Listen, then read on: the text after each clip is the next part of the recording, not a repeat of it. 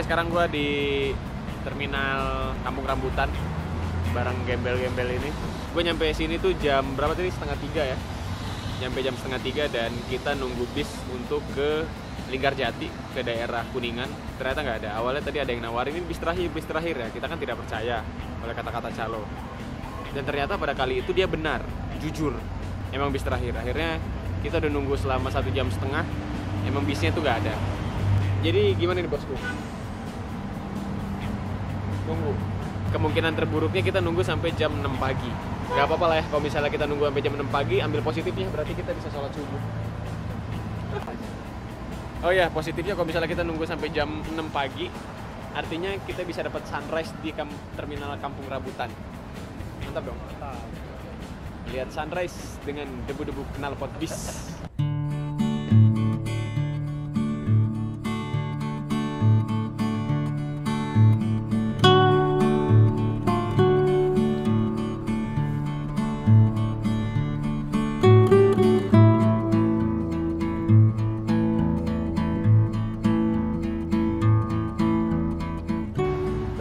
Satu ini nih keblok banget nih, kita cek nih.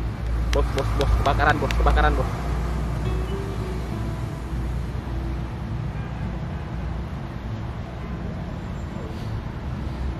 Panas.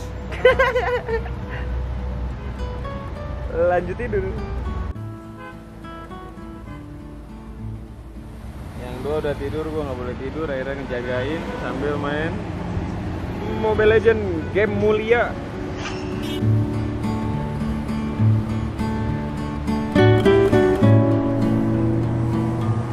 Good morning. Pengalaman baru nih. Nginep di Kampung Rambutan Jakarta. Padahal banyak teman di Jakarta. Itu hal terbodoh aja. Goblok.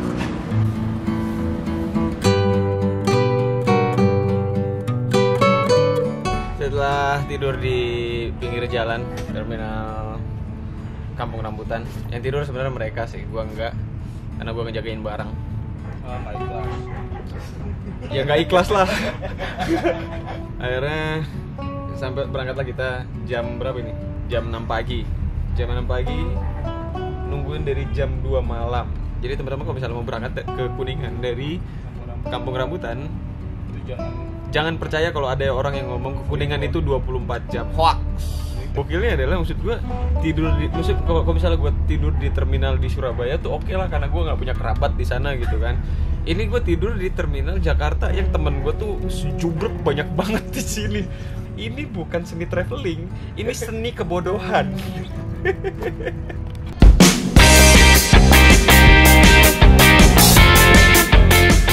Halo coy.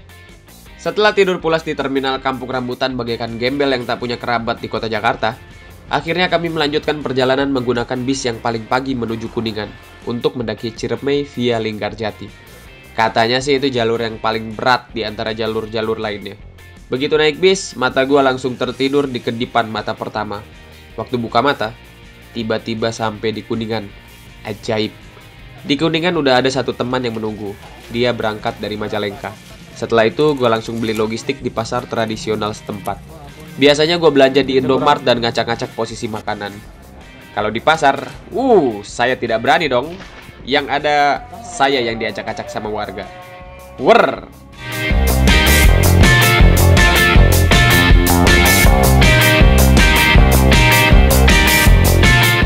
Ya coy, sekarang ada di Kuningan. Terus abis masuk Kuningan tadi gue ke Indomart buat parkir motor. Abis dari Indomart langsung ke pasar. Jadi Indomart cuma buat parkir doang.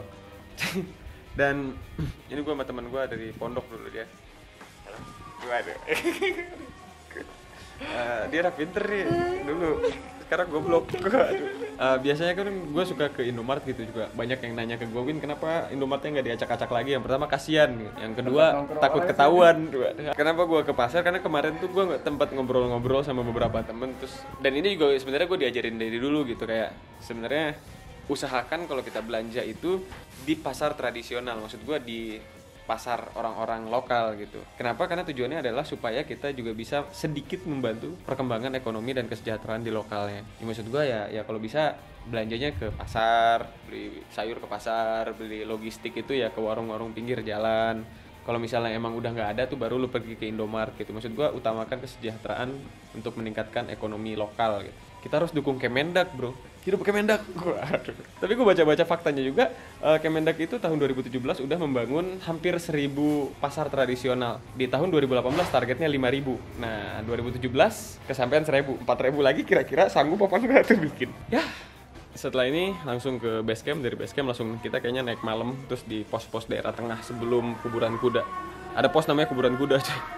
Mari sama-sama kita dukung pasar tradisional. Sekali lagi, apa bis? Hidup Kemendak. Duh, Kemendak. Aduh.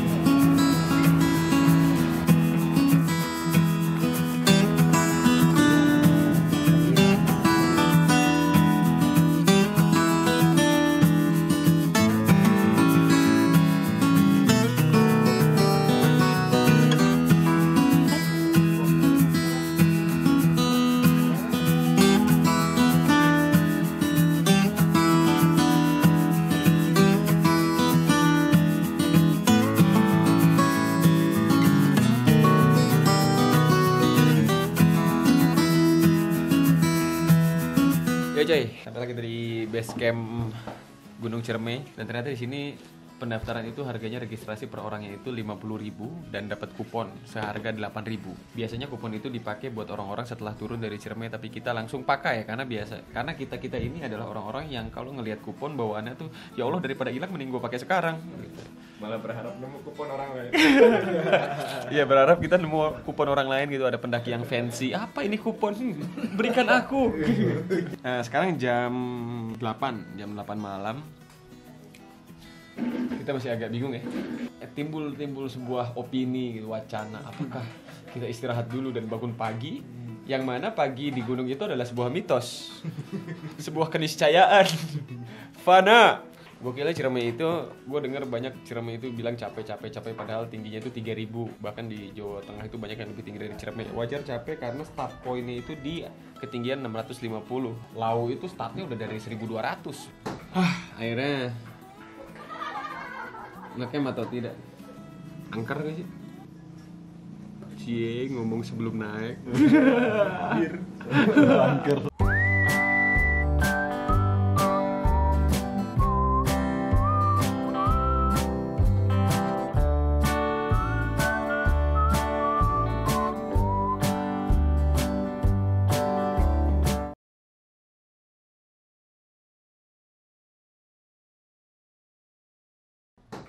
Akhirnya